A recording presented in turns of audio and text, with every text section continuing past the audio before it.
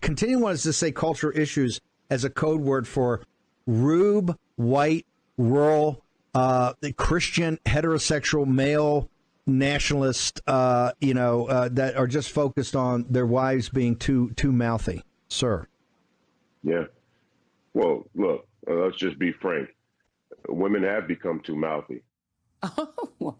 All righty, then. That right there is Minnesota Republican Senate candidate Royce White, who seems nice, and who was recently endorsed by the state's Republican Party. And yes, you heard him agree with Steve Bannon that women are too mouthy. A totally normal person is one of the candidates who is vying for the Republican nomination to run against Democratic Senator Amy Klobuchar, one of the Senate's most vocal supporters of protecting a woman's right to choose what to do with her own body. Earlier today, Klobuchar spoke on the Senate floor, voicing her support for the bill that would guarantee nationwide access to something that shouldn't even be in question in the 21st century, the right to access contraception. This Friday marks 59 years. 59 years since the Supreme Court recognized the right to access contraception. But the current court has made it clear that it won't hesitate to overturn decades of precedent in other contexts. This threat is not hypothetical. In the wake of the Dobbs decision, nearly 20 million American women live in what we call contraceptive deserts, where they struggle to access birth control. The push for birth control protection comes as any day now the same Supreme Court that overturned Roe v. Wade will decide the fate of two major cases involving abortion. One that could limit nationwide access to the widely used abortion drug mifepristone or ban it outright.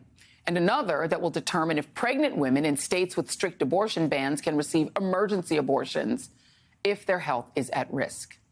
Joining me now is the aforementioned Senator Amy Klobuchar of Minnesota. Senator, it's always great to see you.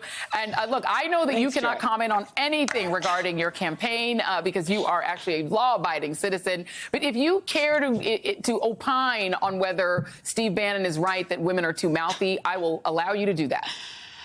I think that women are standing up for their own rights in a way that we've never seen before. That's why you've seen everything from Kansas to Ohio to Wisconsin to Kentucky, where women have, yes, been mouthy, but they have stood up for what they believe in, and that's what I do every day.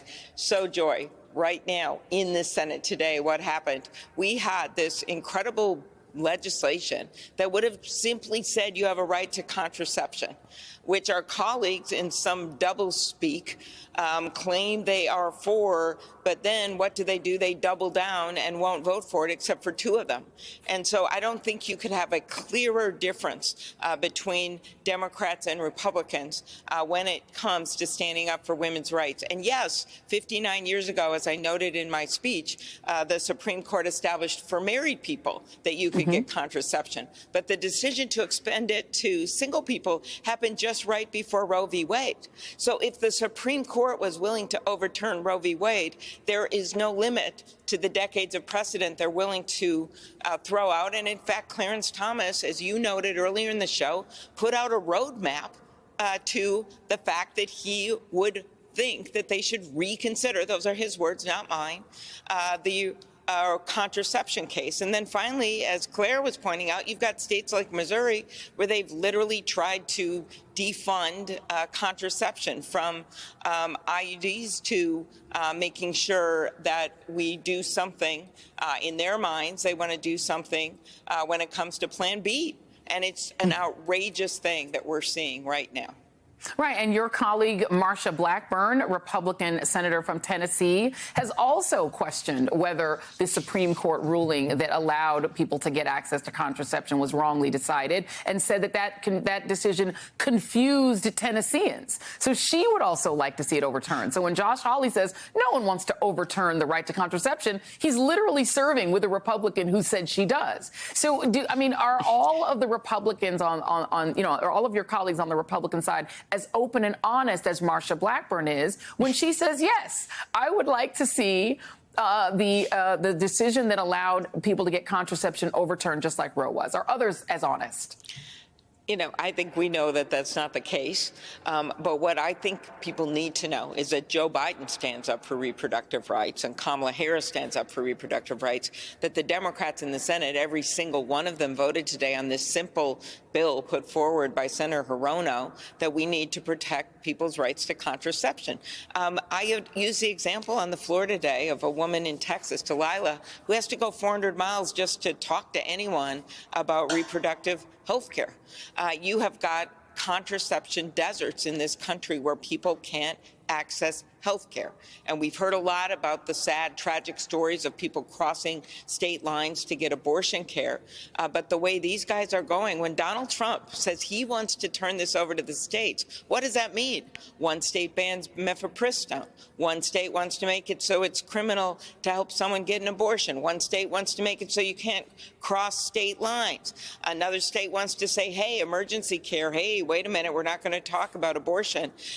Look at that. That is what's happening right now in so many states across the country. So that's why it's so important to codify, yes, Roe v. Wade into law, but the vote was simple this. This was just a vote on contraception, and they turned it down.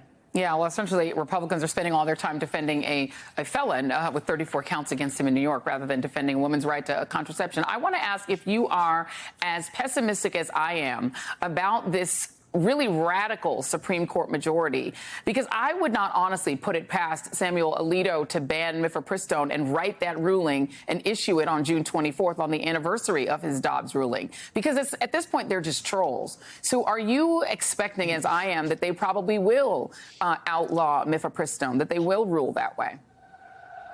You know, I don't know exactly what they're going to do. There were some voicing concerns about the FDA's power, because, by the way, if you take that power away from them, the decision that they made on this drug, then what happens to other drugs for all kinds of things that people take? So I'm not certain what they're going to do, Joy. But what I do know is we are much smarter making it clear that mifepristone is legal, when dozens of countries have said that we should put into law the fact that Roe v. Wade is the law of the land, and make very clear that women's rights govern and that women should be making their own decisions about their health care and not politicians, and we don't want Ted Cruz in the waiting room.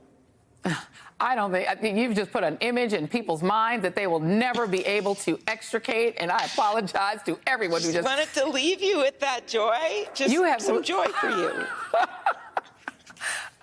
Brain bleach. I'm going to go ahead and order some. Senator Amy Klobuchar, thank you very much.